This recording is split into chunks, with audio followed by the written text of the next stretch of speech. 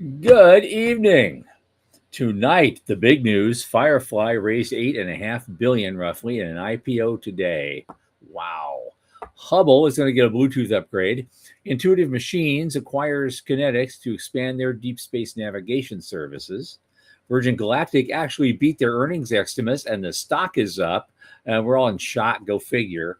Butch Wilmore, the guy who was one of the guys who was stuck on the ISS for about 8 months, says he's had enough after 25 years at NASA. He's calling it quits. We're going to look at an award-winning generation ship design while secretly hoping no one ever has to actually build it and fly it. But it's a beautiful design. The California Coastal Commission is feuding with SpaceX again. We're going to take a look at NASA's commercial LEO station acquisition strategy. Say that 3 times fast. We have some more cool Starship designs. And it seems like we can get nuclear reactors to the moon and Mars faster than we can on Earth. Go figure. NASA is picking 6 companies to do orbital transfer vehicle studies. These are the headlines. Now the rumors behind the news. From the news desk at the Center for Space Commerce and Finance, my name is Thomas Andrew Olson, and this is The Unknown Quantity.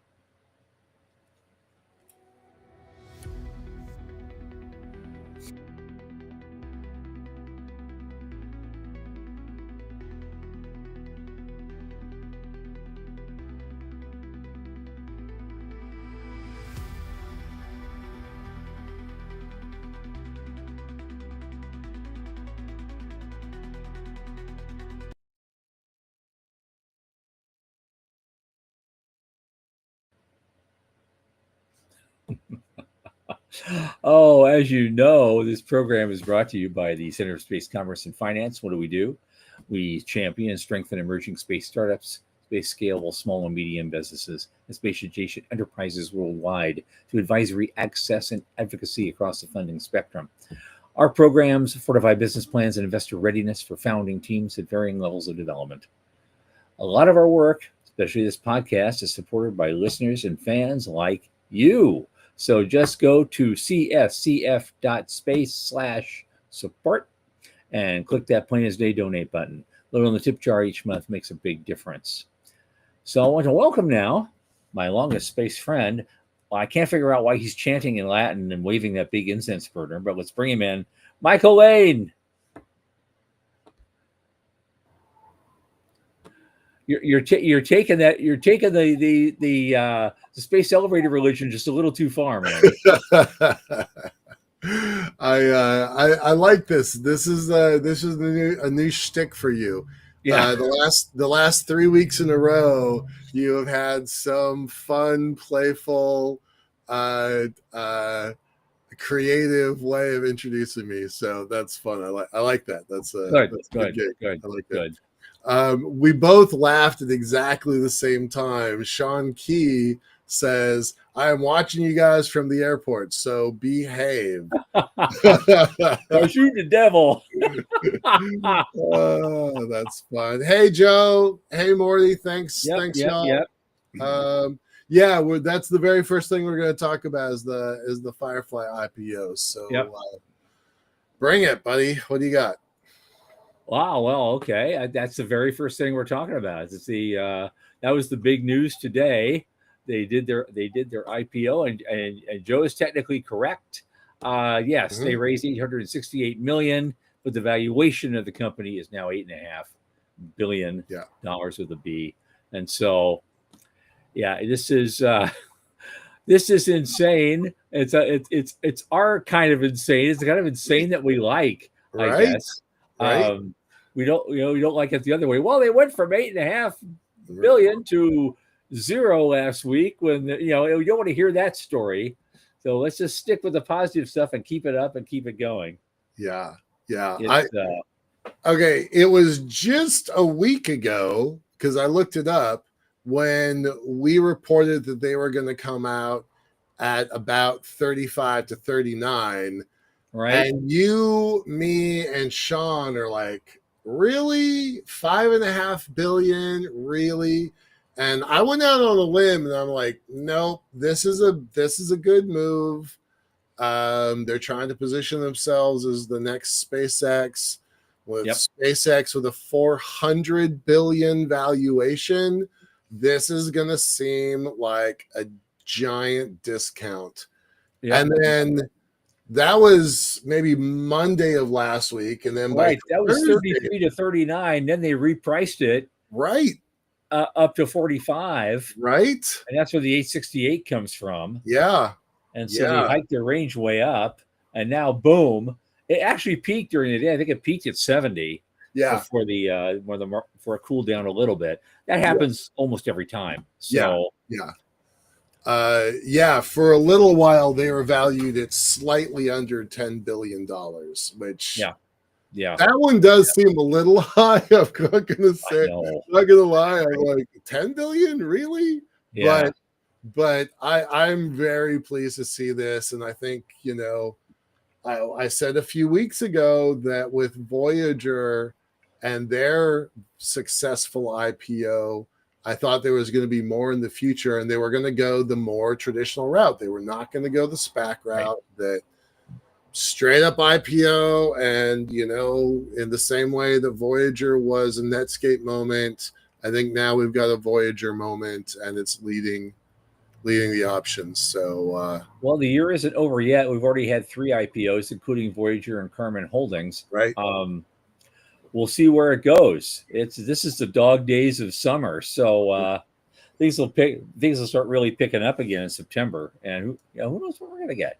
One thing that I thought was really interesting timing, when they first announced their 35 to 39 range, they had not announced that new $177 million contract with NASA. So that justifies one of the bumps. And then I think just enthusiasm justifies the second bump. Yeah. Loving it. Absolutely loving it. I genuinely, I want to be one of those people that's like ringing the bell and doing that, because that looks like a good party. That just looks like a good party. Sean is sure vocal for someone who's supposed to be off tonight. What's he saying? Yeah, yeah. And Joe, you're right. He's hoping for Axiom. That would be, they could use it at this point. They shit the bed just a little bit a couple years back with that one thing that they flew, and they could have gotten a lot more money for that. But so maybe IPO is the way to go for them now. So that would, yeah. I don't have the same confidence in Axiom that other people do. And that's not new. That's not new. Yeah. It's their management and operation style seems very NASA centric. Yep. And if you look at their board and if you look at their advisors, they're senior people at NASA. So they're going to get contracts and they're going to be okay, but they're not the frisky little company that they were once upon a time, and they don't operate with the same focus or speed. So they're gonna go right in and do the same old stuff, the same old way, for the same old money, done by the same old people. Yeah. So far. Yeah. Oh, that's helpful. Yeah. Right. So I mean, I want Axiom to do it. I just don't have as much confidence in them as I do in Firefly. Yeah. So, but the industry needs more public, non-SPAC public companies to go the traditional route. They need that to grow up as an industry. Mm-hmm. Yeah. Right on. Well, cool. The industry keeps growing this year. So that's let's hope the rest of the year turns out that way, given all the other crap that's going on everywhere else in the world. Right. At least at our bubble, things are looking pretty good. I have to keep reminding my friends, like, well, I'm sorry for your world, but things are looking fine. My world's great. Sorry. Yeah. It makes Thanksgiving, family reunions look really good, doesn't it? Uncle Joe lost his job, and the kid had to drop out of school, and that's a real thing. And go to work at Five Guys. Joe is talking about Umber Labs. I don't know enough about them to have an opinion. I'll look into that because now you got me curious. So we'll go poke at that. Okay. All right, what do we got next? Oh Oh, yeah, Sean is like, hey, we should start a hedge fund. Seriously, we should start a VC. I think a VC right now would be a pretty good, like, we could do that. We could do that. We talked about once a long time ago under the Center for Space Commerce and Finance hat. Yes, we did. Yeah. That's, hey, Yeah. that's like, that was, in fact, that was something a few years back. I was, when we were all getting started with, when Starbridge was first getting started. Yeah. And I was talking to Michael and I was, we're going off about a bunch of different things and meeting plans. He finally says, don't tell me you're starting a fund too. No, it's okay. Michael, no, I'm not starting a fund yet. I'm like, if none of you other guys are doing it the way I think it should be done, then what? Maybe it's time to revive it. I've still got the old website URL. For those that don't know, wait, let's back up for a second. So let's put some truth to the story earlier. When Tom introduces me, we talk about my oldest space friend. Tom is my actually longest lasting friend in the space industry. We met 2002. Yeah, exactly. I was just about to tell that story. We met. I'm killing time, y'all, because we don't have a guest, so you're going to hear stories. Yay for you! Lucky you. I hadn't started working on the space elevator yet. I was pondering it. I'd met this crazy loon named Dr. Edwards. Brad Edwards and I were kicking around the space elevator idea commercially. He already had the NASA contract. Me, I was super skeptical, especially in the beginning. And one night, I'm just poking around the internet and I find this website that Tom had, and it's a fund. It is, as far as I know, the very first space fund ever in the world. It was an attempt, and it was way ahead of its time. Well, hang on. Let me tell this part here. Sure. I think because of the website, that is a fully fledged, up and running, radical departure from the world fund. So it's like 10 o'clock at night for me. I'm on the West Coast. I'm so excited. I'm like, I just want to call and leave voicemail. And that's what I thought I was doing. And then there's this groggy guy in New York who's a little surly. He's like, what do you want and why are you calling? I'm like, oh, I'm so sorry.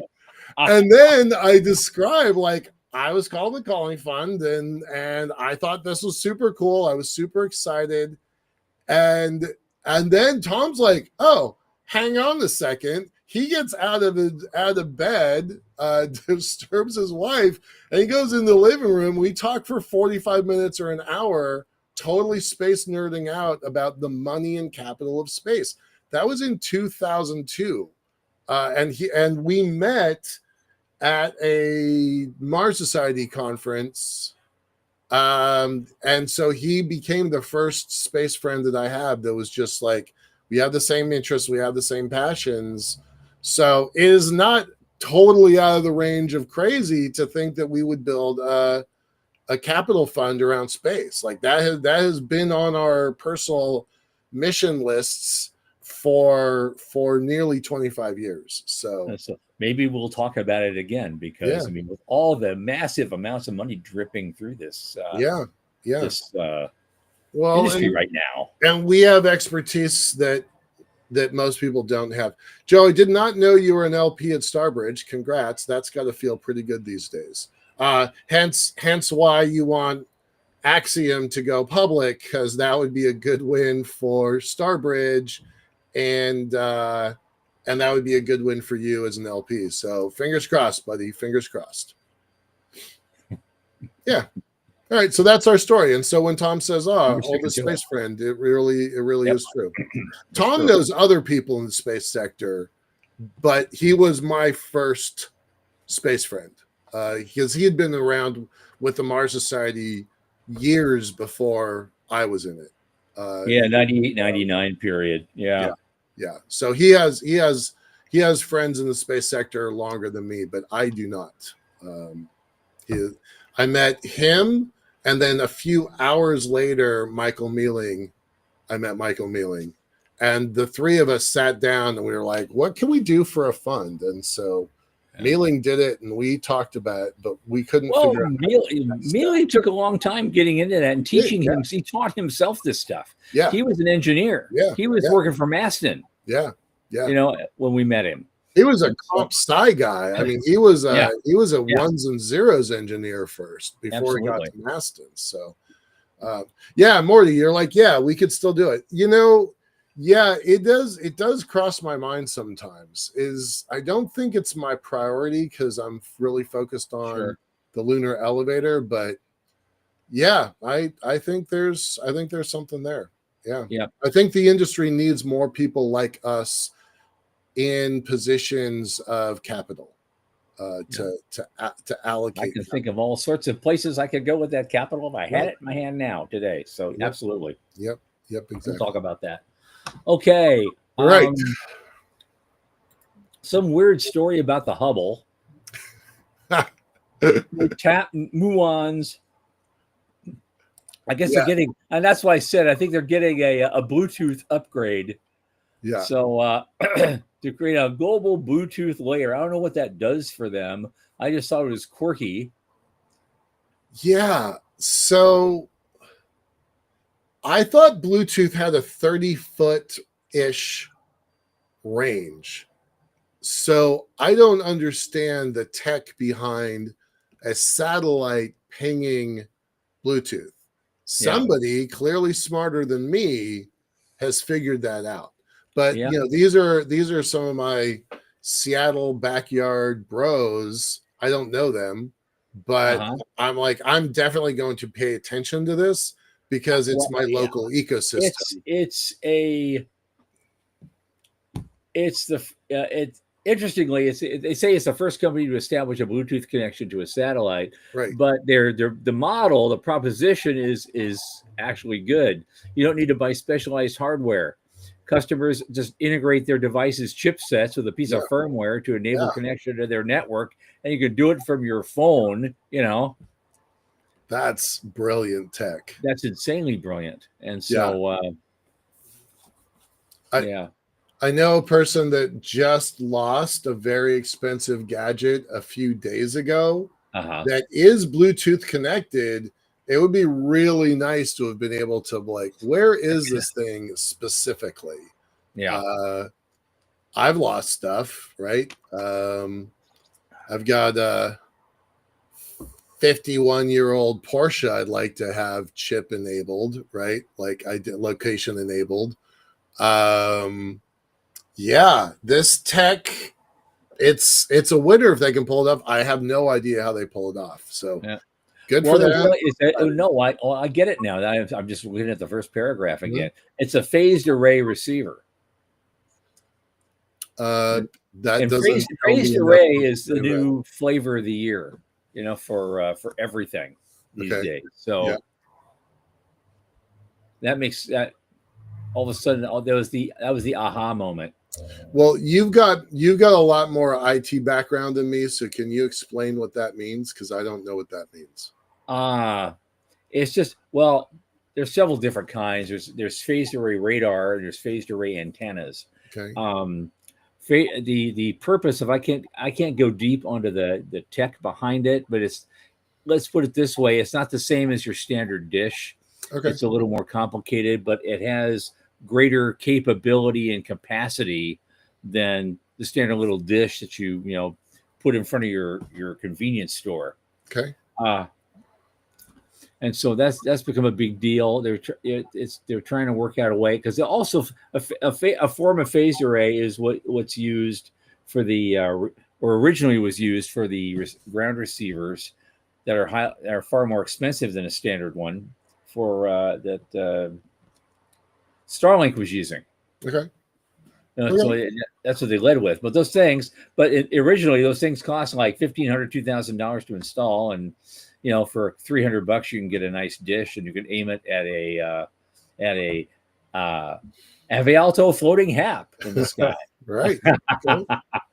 um, Nice. Well, I think it's exciting. They're yet another very large constellation. They're looking at 600 satellites in the sky. Do you remember it was only about Yep. let's see, 7 years ago, 8 years ago, Planet Labs had the largest constellation in the world of privately owned satellites, and they only hit like 97 satellites, and they were like, look at us, aren't we badass with our 100 satellites? And now people are just like, oh, casually, 5,000, right. We're gonna have 60 satellites operational. We have 7 already in orbit, which I was surprised at. 7 in orbit right now, and they're gonna, casually is like, well, we should have 60 by 2028. Now, I will point out that because they're based in Seattle, Redmond is the satellite capital of the world. If you are going to build a network of satellites, you should build it in Seattle because we've got the staff for it. We've got the infrastructure for it. But still, I had no idea they already had 7 spacecraft in orbit, and 60 seems like a manageable number in this region. So a lot of this article surprised me. That's why I kind of pointed it out. But firmware updates, software development, yeah, that's a good market to be in if they can do that. It is for all of it. Yeah. And Joe's right. Starlinks are all phased array. And he mentioned something interesting. Bluetooth 5 has demonstrated 1 kilometer range. So Okay, 1 kilometer with a big enough antenna, you can receive it on a satellite. All right. Okay. I mean, 1 kilometer is not LEO. I'm just going to remind everybody. Yeah. We got a few more to go, but yeah, I get it. Huh. I did not know that. Yeah, that's not my area. I wouldn't know that, but that's cool. That's cool. Yeah. So all right. You sent this to me. Intuitive Machines, and they've we've been talking about them frequently. Yep. And they just did an agreement to acquire Kinetics, a privately held Arizona-based aerospace company, to position itself for constellation management and Moon to Mars data relay. Liking that. That's interesting because nobody's really there yet to really take full advantage of something like that. But hey, if you have the scratch to get started on that now, why not? Yep. Yeah. I thought this article was interesting for a couple reasons. Yes, just exactly what you said, so I'm not going to repeat that. But I was just going to point to Joe Luttrell because he's got an interest in lunar data and lunar comms. So thanks, Joe. I wish I could talk to you right now. I know a little bit about LoRa radio. But yeah, comms on the moon, comms on Mars. I think that's like, Sean would be saying, pounding the desk and saying, it's all about infrastructure, damn it. And that's it, right? Here it is. The thing that I thought was interesting about this, I think all that, I think we all know. The piece that I was like, wait a second, is Intuitive Machines doing what Redwire did? Are they starting on that roll-up strategy since they're sitting on excess cash They're going out and buying. I don't. This is an N of one, so I don't have full data. But my gut, my intuition for intuitive machines, is that they are going to go out on a buying spree and start acquiring small useful companies to add to their larger useful company. This might be a one of one, and that might be done. But my hunch says this is maybe the first of a set. Yeah, it could be. Yeah. And so you have to dig a little deeper then and look at, okay, and look at the thought process of intuitive machines. What else might they be missing? Right. Because the idea behind something like that, when you acquire something like that, you're acquiring a capability that you don't have. Right. And then fitting that in like a puzzle piece to your overall business strategy. So you read between the lines and go, okay, what else might be missing in their life that they want to pick up? Yeah. Well, and they very clearly say it, right? So this is the CEO, Steve Altimus. Bringing kinetics in-house gives us both flight-proven deep space navigation expertise and the proprietary software between some of the most ambitious missions in the solar system. Right? I mean, he spells it out like we don't have it, they've got it, we want it, and we've got enough cash to get it. So it does make me wonder. There's no public information that I'm aware of that says how much money they're sitting on, but my hunch is they're sitting on quite a bit, and they can pick and choose allies and partners. I'm also going to bet, I don't have evidence for, they probably have been working with the kinetics folks for a while internally and then decided to make a move. That's how I would do it.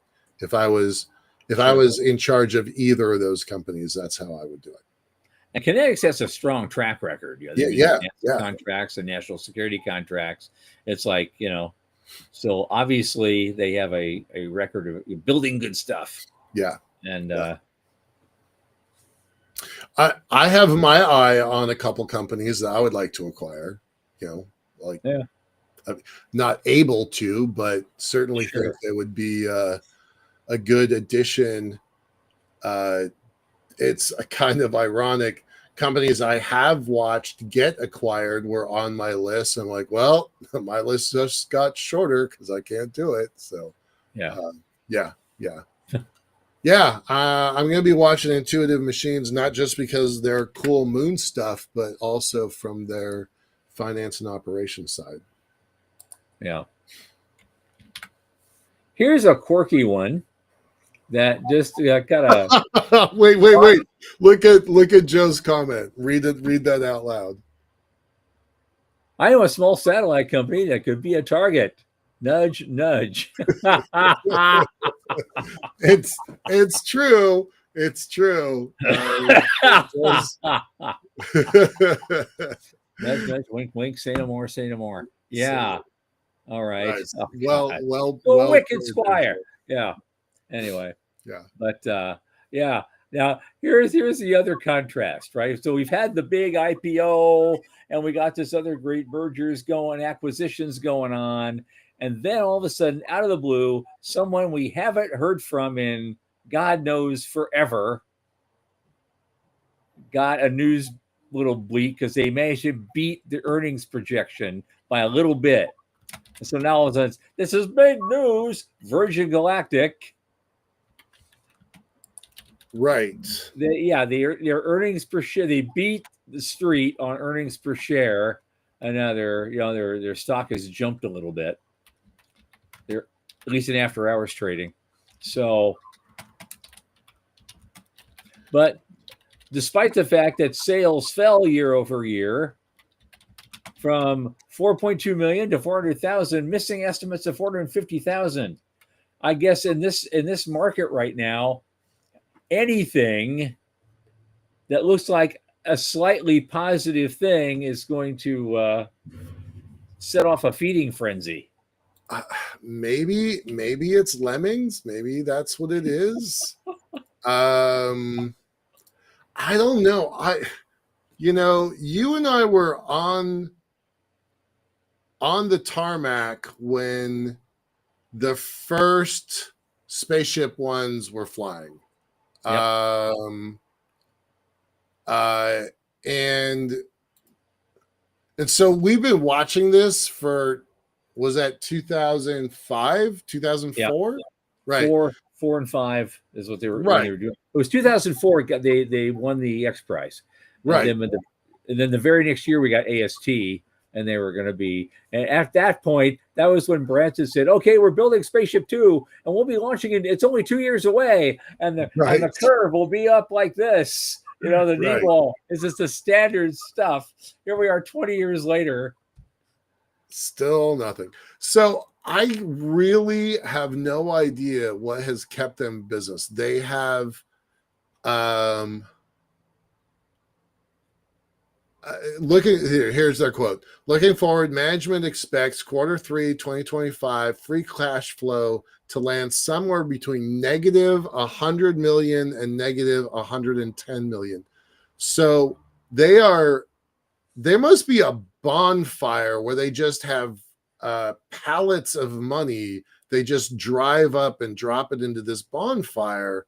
How do you justify 100 million a quarter, 30 million a month off of $400,000 in revenue, which fell from 4.2 million to only 400,000, and they estimated 450, and they couldn't even make 450,000, so they missed their mark. I don't understand what makes people buy this stock. I know I don't. what Yeah, I their don't know what original hype was. I've seen it, and if I remember right, they were at the 27 and 35 a share range a really long time ago. Again, we don't give stock advice. That's not what we're doing. This is a conversation between friends, but it does make me wonder how they even stay alive. I have all the hope in the world that they are successful. I just don't understand the business of their business. Right. I mean, they had they beat the street with earnings of 450,000. Well, what was that spent on? Yeah, yeah, right. Yeah, because are they flying? Did someone pay them to fly them somewhere? I don't know. It Well, just they doesn't make used any to sense have a to me. multi-years backlog of Right. flights. Um, yeah, so I know what they're aiming for. Everybody on this call knows I'm a big fan of point-to-point suborbital. I get what they're trying to do. I just don't know how they get there from where they are. So Yeah.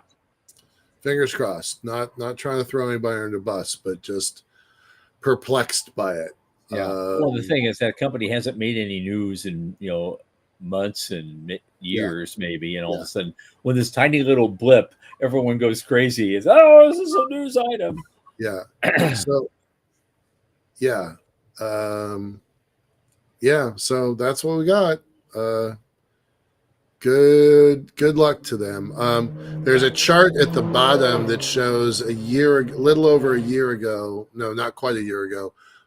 They were at um, about $7.5, $8 a share. So they're down from 7.5 to 469. So yeah, so somebody who does give buy advice or sell advice thinks it's a win. I don't see how they get there from here. So interesting. It's Yep. interesting how that works. Yep. Yep. Yep. But this is the conundrum of publicly traded companies, right? Like this is all the class of SPAC space companies, not all of them, notable exceptions. Most of them really struggled, and Virgin is in that class of struggling SPAC companies. Weren't they the Yep. first SPAC space company? Do I They remember might that have been. correctly? I don't think they called it that then. I think that's exactly what they called it back then. All right. Well, anyway, they were an early SPAC for sure. For sure that. Yeah. Um, yeah. So I think there's going to be a pretty wide bifurcation between SPAC space and IPO space. Hmm. Uh, Yeah, who knew about the IPO stuff? yeah. Because I've always advised against it to startups. Don't be dreaming about your IPO too early. Right. Let me tell you in excruciating detail what doing an IPO means and what that means Yeah. and how expensive it is and how on the hook you are now with junior analysts every 3 months Right. that will say things about you that you wouldn't let your own spouse say about you. Right. Um, Well, that's interesting. Yeah, Morty comments that the fact they can get in the news that quickly just shows how much hype they have. All they need is some success, and they can be a really high earning company. So that's a good point. That's a Yeah. good point. But Yeah. I'm not sure. I mean, Morty said the same thing. Are they developing anything that can scale beyond them? Because I they wanted to do the high altitude launch thing, and they gave right. up on that one. Right. So I don't Right. know. Well, Marty makes a point about they have Branson. I don't think they do anymore. I thought he divested from that because during the COVID days, the SPAC stuff that he did saved the rest of his empire because the rest of his empire was crumbling. Yeah. So I think he sold a big, big chunk of Virgin as a stopgap to the rest of his empire failing. So Okay. I'm not sure of that, but I'm 70% confident, not 90% confident of Yeah. that. Yeah. All right, what else? Well, we have this We got kind of a human interest story. I thought it was interesting. Butch Wilmore, who's actually yeah, been a NASA astronaut for 25 years, but spent his last mission being stuck on the ISS for 7, 8 months. I guess he's finally said enough is enough, and he's going it quits. He was one of the few astronauts still around who came in from the military and came in as a test pilot. mm-hmm. Because we've been training astronauts specially to do all sorts of mission specialist type of stuff. We've been bringing in, you know, PhDs and in the sciences and engineering disciplines. But here's a guy who came in old school, Yeah, like the original 7 and the next 9 and the Sweet 16 after that. In the Apollo era, these guys are all test pilots, yeah, and he came in that way. yeah. I think that's pretty interesting. The path to space is so much different than it used to be. There was a chart out a while ago that was saying, the average age of an astronaut in those earliest days was 26, 25, 27 range. And then over time, it's moved more and more and more. I think it's north of the middle 40s now. Well, it's not complete, not totally true. Of the original 7, um, John Glenn was by far the oldest. Yeah, He was already 41 yeah, when he flew Friendship 7. yeah, yeah, So, yeah. I think the definition of the right stuff has changed a lot since those days. I yeah, think that's interesting. The other thing about this, the chief astronaut from NASA, his parting words are as as Wilmore steps into this next chapter, that same dedication will no doubt continue to show in whatever he decides to do next. So here's a guy who's a Navy captain in his early 60s, done an awful lot. yep. What is the next chapter? Is the next chapter commercial space? Because this is a guy that, I don't know him personally. I'm just making stuff up, but he doesn't seem like the kind of guy who's going to go off and go fishing. Uh-huh. Right. Yeah. So a lot of space companies would be really happy to have a guy who's logged a year and a quarter on orbit. and 25 Right. years of knowing kind of the NASA way of doing things and the Navy way of doing things. So, yeah. Sure.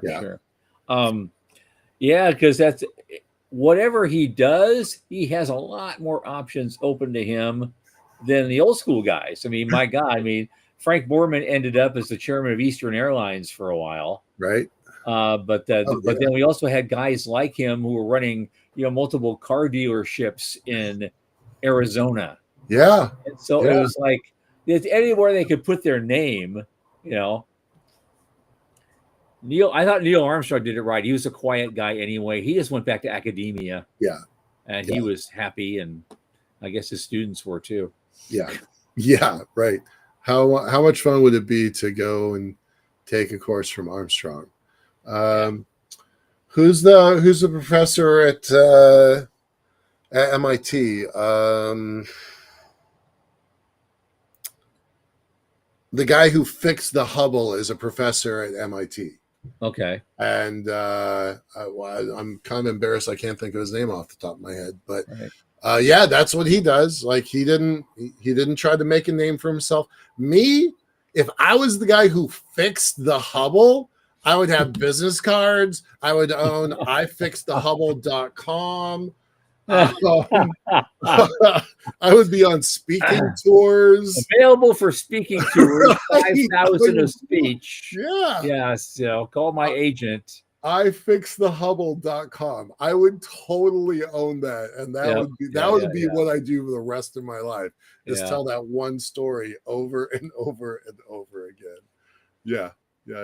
Morty, what is right? What did I just look up?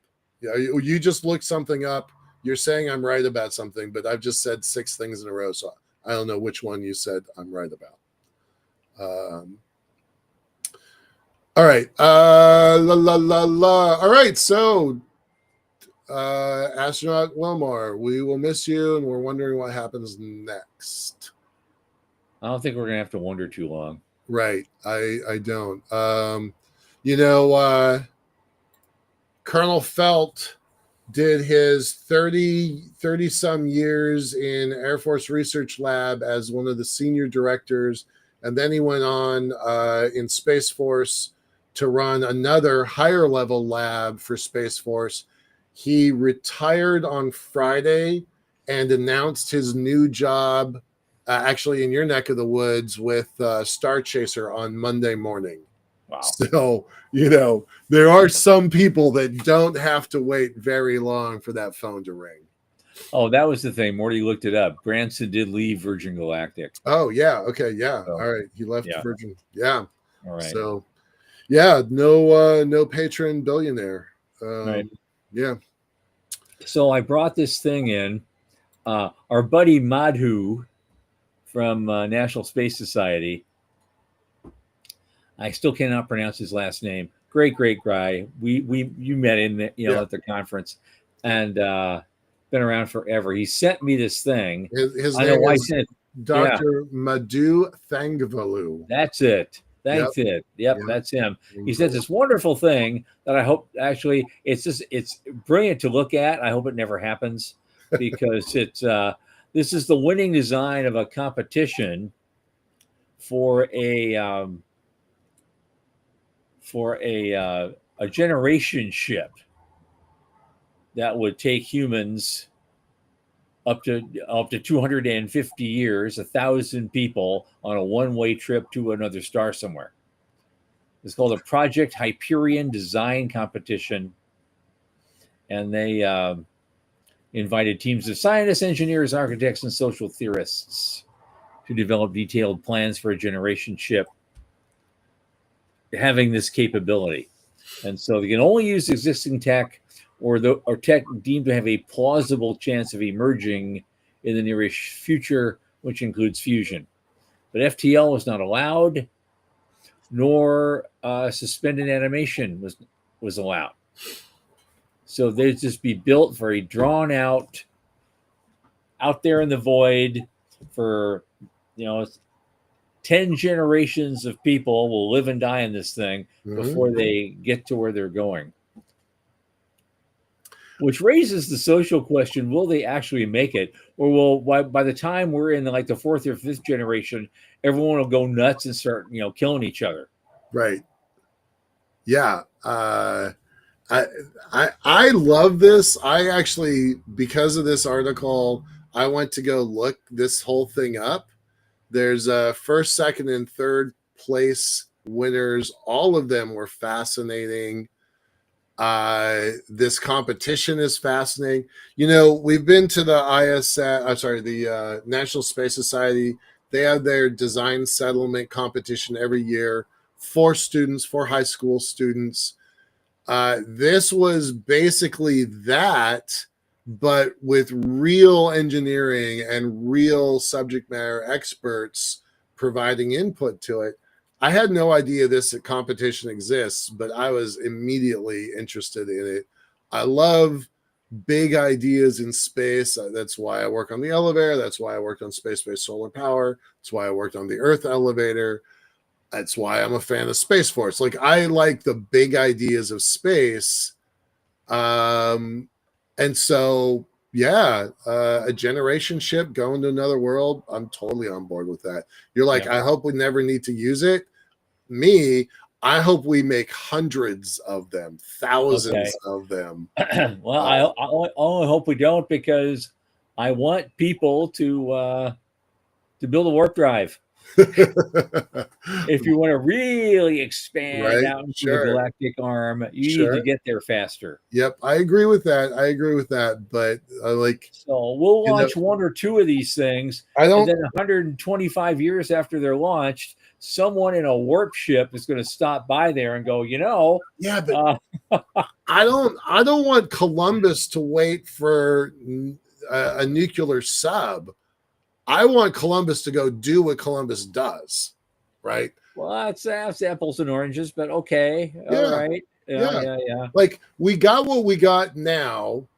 Let's go use what we can do now. And 2 years from now, I mean, there's great science fiction that talks about a generation ship that's been doing this thing for hundreds of years, arrives at its destination, and there's a fully thriving community ready and waiting for them when they get there. Because that's probably how that story is going to play out. Sure. But if it doesn't, I say do what we can when we can. Absolutely, Morty. But you know what? The ocean is different from space. The distances are far more vast, and that's why this ship is going to take 250 years. Yeah. The Nina, the Pinta, and the Santa Maria did not take 250 years to cross the ocean. They took less than 250 days. Right. Yeah. To cross the ocean. So no, you're not going to wait for a nuclear sub. Yeah. But in a 250-year time period, at our pace of technological development right now, warp ships will be waiting for them at the other end if they don't meet them halfway and go, maybe we can help you speed up a little. I was invited guest keynote speaker at a Faster Than Light conference, a world ship conference about 6 years ago. And it was wild because I was not the crazy guy in the room. Usually with space elevator, whether it's Earth or lunar, I was always the craziest guy in the room. And going to a warp drive conference with world ships and generation ships kind of in the mix, in the speaker mix, I was like, I am not the craziest guy in the room here. That's fun. And I could wind up giving them, Morty will appreciate this. I walked them all through the Numenia process as a tool set for understanding the scope of what they're trying to do and how to do it. So that was a fun set of lectures for me. I had an experience like that. I have my own story on that. But when I first introduced the Colony Fund concept, that was at a Mars Society conference in 1999. Oh yeah, you were. Yeah, that was way ahead. I'm sure people in that audience thought Paul and I were brain damaged when we did that. Yeah. In fact, the funniest anecdote from that though was like right when we were done, and people asked good questions and and we're using those old foils. We weren't even using PowerPoint at that point. We just had these printed out transparent things we put in an overhead projector. Oh Right. God, that was awful. but the guy that came right after us, ready for this? Yeah. They won't. A lot of these guys won't get it, but you will. Jim Benson. Rotary. No. No, Jim Benson. Jim Benson. Yeah. Wild man Jim Benson, who Yeah. had his own company, and he was the one who was going to go out and claim an asteroid outright and Right. defy the world to do anything about it. Yep. You know, and so he says, "Yeah, that was really good. Now this is how we're really going to do it." And he brought his own foils, and he went up there and did this amazing presentation. It was like, yeah, we have a lot. Paul and I had a lot to learn that day, but that was it. You know, that was fun. Yeah. What the late great isn't Jim Benson. Benson built a company that was then acquired and became what is now Sierra Space. Yes. Yeah. Yeah. He didn't live to see this, but it was. He was the very first publicly traded space company. What was the name of that thing? It's been so long, that's why I forgot. He had a brain tumor, and that's what killed him. Yep. And but the remains of his company is what is now Sierra Space. So I hope that Benson is smiling down from wherever he is and say, I helped that. I made that. That was mine. Yeah. So it was. Yeah. And the fact that we still remember him. The spirit of Jim Benson. Wow, that would be fun to. Yeah, that's a good guy to. I liked him. I did not know him well, but I admired him from afar. I was. Absolutely. Yeah. Absolutely. Yeah. All right, let's talk about Musk. We only have a few more minutes. Okay, left. yeah, let's get this out there. God knows the unknown quantity can't have a meeting. Without talking about Elon Musk. Without Elon Musk. Okay, well, here's what's going on. Yep. Apparently, because the California Coastal Commission is bound and determined to protect their precious coastline from being marred by anything space. And so Sierra Nevada Corp, that was it. But I guess a few years ago, they had already applied to double the number of launches out of Vandenberg from whatever it was to about 40 or 45. And they went through just a big hissy fit snit over that. And then we finally got to a place of agreement, and they're doing it. And now a few years later, they want to double it again. Yeah. And that's why all of a sudden everybody got triggered. Woo! Right. Oh my God, you're going to double the launches. The sky is falling. Yeah, that's exactly it. Yeah. Well, yeah. I thought you would California afloat. Come on. Well, I thought you would appreciate this. Everybody knows blue versus red. Newsom is actually on Musk's side on this one. Right? Like, I know. When did you think that was going to happen? Well, maybe he's just a political stopped clock who happens to be right twice a day. You know what I mean? I have a little more confidence in Newsom than you do. We'll just state that. A lot more about it. Because I have pretty much zero. But okay. But I seriously, when was the last time that Newsom was on the same side as Musk? That's pretty rare. This would be the first, I think. So take the win. Everybody should just take the win. We don't have to defend our territory on this one. We can all just get along on it.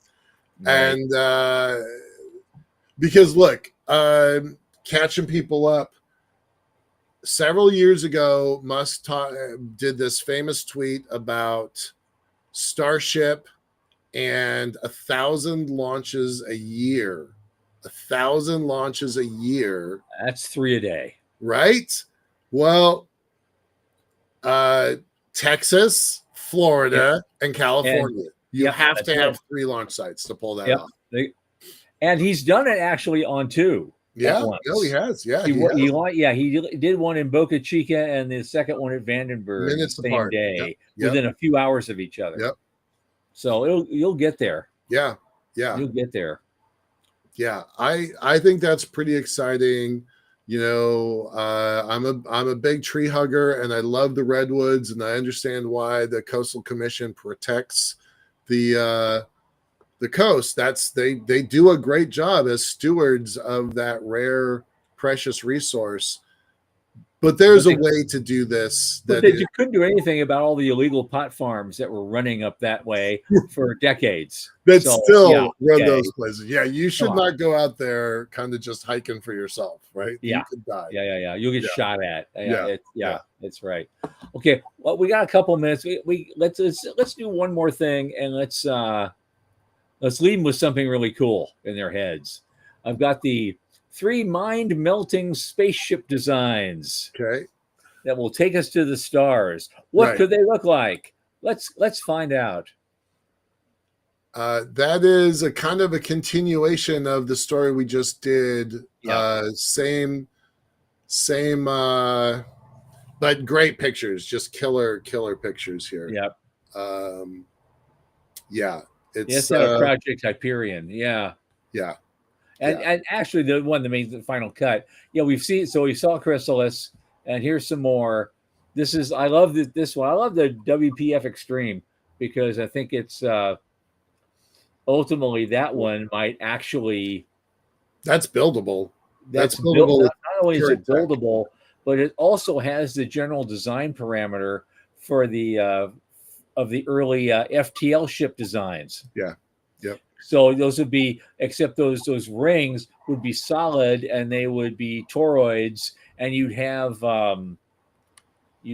exotic matter, as they call it, moving very fast inside magnetic fields in those toroids, and that's what makes the Alcubierre effect work. yep. So there are people working on this right now. So I saw that one design, go, aha. Well, it Uh-huh. started as a generation ship, but eventually they're going to build a version of that can go FTL, I think. Yeah. This isn't the story I wanted to end with. I wanted to end with Duffy going after nukes on the moon. Do we have that one? Yeah, we still have it. We can still, Yeah. if you want, we can still do that. Yeah. Uh, we talk a lot about nukes in space here, and And I did mention the fact that, yeah, we seem to get nukes in space faster than we can get nukes on Earth right now. yeah, yeah. I don't think we have that article up, but Should be. Transportation Secretary of Transportation Here it is. Yep. Duffy. We got the link. Oh yeah. Okay. All right. It's National Review. Okay. Of all places. I don't have that link. I don't know. I guess I didn't load I don't that know. one. I sent it to you. But the cool thing is, and I mean this made kind of national headlines for a bit. Oh, there we go. Sorry, I got it now. Yeah, the acting administrator. What is his title now? Jesus, it's not. I don't. Yeah, It's acting administrator. Yeah, Yeah. acting. He's dual hatting with the transportation department, and he wants to do nukes on the moon. So I think that's a big win. We've been looking for it for a long time. To me, this is real tech, and all the world ship stuff is cool, but this is real tech that has immediate value. So I'm excited about that. And 100 kilowatt doesn't seem like much, but on the moon, it's nothing to sneeze at. Yeah. It's a good place to start. Yep. And there we are. Another Day, another show. A little tomfoolery. We're probably gonna, depending on what happens Monday, we still have a few days to figure that out. I've got one idea to maybe bring in a guest on Monday. It could be Walt. It could be someone else I know. We'll see what we got. It will be more tomfoolery, or we'll actually have a guest, and that will be good. I know we have a guest on Thursday. I don't know yet who it is. And then I guess in the following week we have guests both nights, so we're getting back on our regular pattern, which is nice. It's it's August. People go on vacation. It's hard to bring folks in, but so no guest is scheduled, but anything can happen And otherwise, we'll be discussing, as I say, the most controversial topics, hearsay, heresy, and innuendo that we can find, along with the usual tomfoolery. As always, 8 p.m. Eastern. From the news desk at the Center for Space Commerce and Finance for Michael Lane and Sean Key, this is Thomas Andrew Olson. Keep watching the skies.